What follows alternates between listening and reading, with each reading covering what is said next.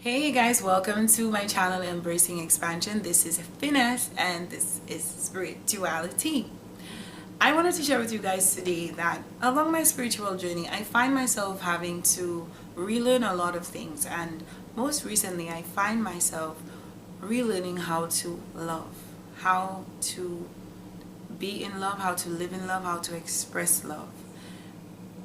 I am it's still a work in progress, but I am just here to encourage you to evaluate the things, your methods, your preferences, your desires, from a place of love, obviously, for yourself and for those around you, because so often we exercise love in a controlling way. And as we spoke on Monday about love being synonymous to freedom, or a feeling of freedom, I am relearning how to love, and I had been doing it for a while, but not intentionally. I just sat down and I was like, wow, this is not how I thought about things before, and I'm thinking about it with from a whole new perspective now. And I just wanted to encourage you guys today to not feel bad or feel burdened or feel overwhelmed at the thought of relearning how to express certain things, or relearning how to feel certain things or show certain things, and love is that thing. I remember I had this idea of how I still have and love it doesn't mean that your method, your expectation or your thought about it is wrong. It's just that how you go about it that's wrong, the method or the approach. I can love someone and still allow them to learn, I can love someone and still allow them to learn through their experiences, to learn through their challenges, to learn through their, just learn on their own journey, to embark on their own journey of learning. You don't have to dictate how. It's not loving to dictate how, when, or what should when, where, or what a person should learn. So when I think of love now, I think of it from a whole new perspective. I think of it from a place of allowing, a place of freedom, a place of gratitude, for just the ability to acknowledge that, hey, loving someone doesn't mean you have to tell them how to be. Loving someone doesn't mean that they have to do the things that make you happy, and you have to do the things that make you happy. Loving a person means that you allow them to do what makes them feel happy and feel free, and you allow yourself to do the same. And in most cases, it becomes less of a challenge. It becomes less of a challenge to coexist with that person, to be with that person, because you just feel so free. Have you ever noticed that when you're it's like a tug of war? If you're pulling in opposite directions, then it just becomes so like strenuous. But if you move together, if you allow each other to move and to grow and to feel how is true to them, then everything is a lot easier.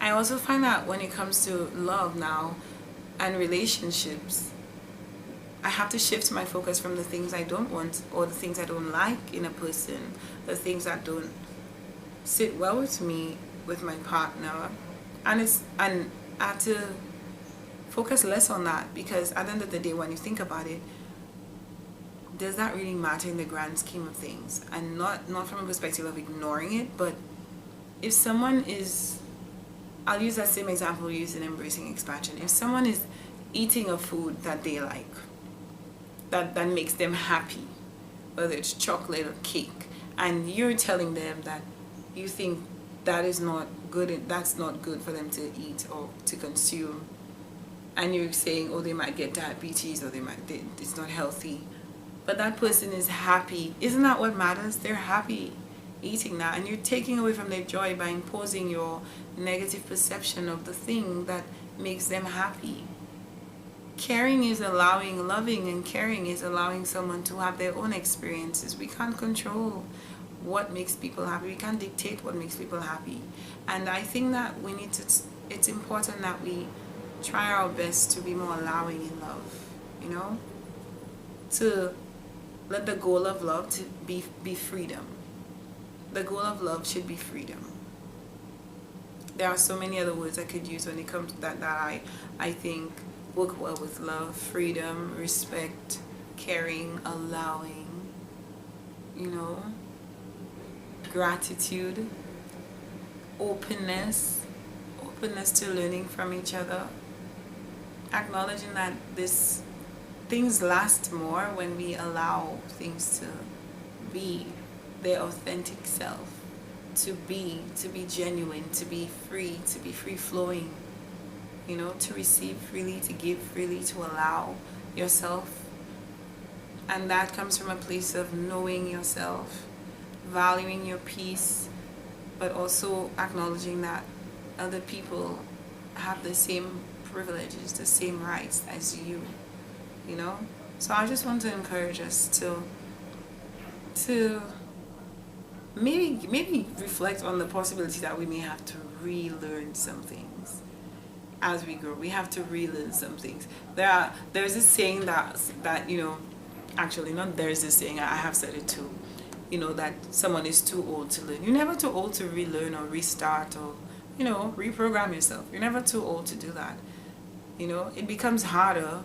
I don't know if you've noticed, but the people who refuse to change are the people who refuse to evolve with time, with their experiences, with the lessons that they have, that life presents to them. Those people who refuse to evolve with those things are those people who tend to be unhappy or grouchy or grumpy or sad or feeling unfulfilled about love, about life, and about love too, I guess, you know.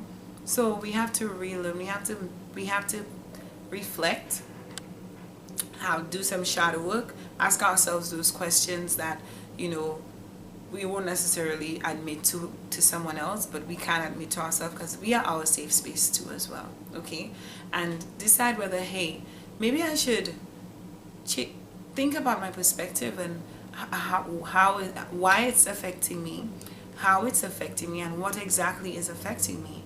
Why do I have a problem allowing myself to allow my partner to be and do and feel and act how they want to, especially if it doesn't affect me negatively? You know, why am I taking away from someone else's joy because of my opinion on something, my opinion or my feeling on something? You know, advice, when we give advice to people, to our loved ones, they're not obligated to take it. The most we are supposed to do is probably just offer it, give them another perspective to think about. That's all, and that's enough. And trust that at the end of the day, they still have a right to do what's best for them, and what's right and best for them is not up to you. It is really up to them. And that is how we find freedom in love. That's how we relearn. It takes practice. It takes a lot of practice, but it's something that I am very, very excited and grateful that I, you know, have come to the understanding of, the realization of. And I'm just excited to see how, I mean, my relationship is already really happy. I'm excited to see how much more happiness and much more free-flowing love and allowance, you know, it creates for my relationship. There are relationships that I believe ended because we lacked that ability to allow the person to be themselves. We tried to control who they are, what they did, who they hang out with, what their goals were, what their religion is, you know, rather than trying to, you know, understand why they like it, you know. Just because you think something is bad for a person doesn't mean it is bad for a person. Your mind is what ultimately tells you what's good and bad for you. Your mind tells your body, or gives your body an idea of, and the goal of what is working, what it desires. And someone else can't tell you what's right for you, what works for you, what makes you happy, what should make you happy. Only you can do that for yourself.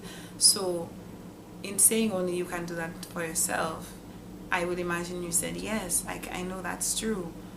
So why don't you think the other person can do it for themselves as well, you know? Let's decide, let's reflect and decide if we are at a point in our lives where we need to relearn how to love. Like I said in Embracing Expansion, Love should feel free. You shouldn't feel out of yourself to give love. You shouldn't have to go out of your way, out of yourself, out of your values, out of who you are to express and show love. You should always feel comfortable in love. Okay? This has been Spirituality. I would imagine it's short. It's been short, but it's been very, I guess, concise and valuable. Enjoy the rest of your day, and thanks for stopping by. My name is Vanessa, and I do hope that you stick around. Maybe pop in when you have the time. But I wish you love, light, joy, success, and just beautiful expansion.